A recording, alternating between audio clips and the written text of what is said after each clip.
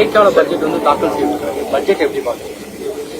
பற்றாக்குறை அவரே சொல்றாரு, பற்றாக்குறையில இருக்குன்ட்டு. நான் 10 லட்சம் கோடி இருக்குன்னு நினைச்சேன். இப்ப 10.1 ஆறாடா அப்ப இருக்கு. 10,000 கோடியை தொட போகுது. இப்ப நாங்க இந்த அரசியல், இந்த ஆட்சி முறையை வந்து ஏற்கல, எதிர்க்கிறோம். அல்ல அது என்ன சொல்றது, அருவருக்கிறோம். இந்த முறையவே மாத்தணும்னு நினைக்கிறேன். அதனாலதான் திரும்ப திரும்ப ஆள் மாற்றம், ஆட்சி மாற்றம் அல்ல எங்கள் இலக்கும் கனவும், ஆட்சி முறை மாற்றம்னு திரும்ப திரும்ப சொல்றது. இப்ப இந்த நாடு கட்டமைக்கிற வளர்ச்சி என்பது கடன் வளர்ச்சி. இப்ப 10 லட்சம் கோடி கடன் இருக்குது. அதுல நம்ம முதன்மையா வளர்ந்து போறோம். வேற என்ன இருக்கு?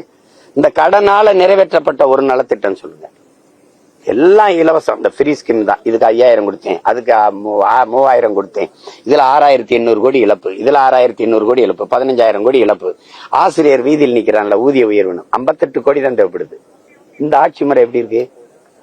எப்படி இருக்கு? அது உங்களுக்கே தெரியுதுலையோ. என்னையா படிப்பிக்கிற ஆசிரியர், அறிவு கருவறை, அறிவை வளர்க்கும் ஒரு ஆசிரியர் பெருமக்கள் வீதியில் நின்று போராடுறான்னா அந்த நாடு எப்படிப்பட்ட நாடு பாருங்க. நெல் அரிசி இலவசம், வேட்டி சேலை இலவசம். ஏன் பொங்கலுக்கு ஒரு 100 குவார்டர் இலவசம் கூட பார்ப்போம். எப்படி கொடுப்ப? இலவசமா எதை கொடுக்கறது இருக்குல்ல. அடிப்படையானது அறிவு, அடிப்படையானது உயிர் காக்கும் மருத்துவம்.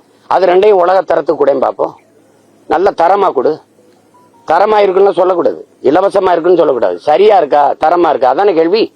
அப்ப தரமா இருந்தா ஏன் முதலமைச்சரோ அமைச்சரோ மற்றவர்களோ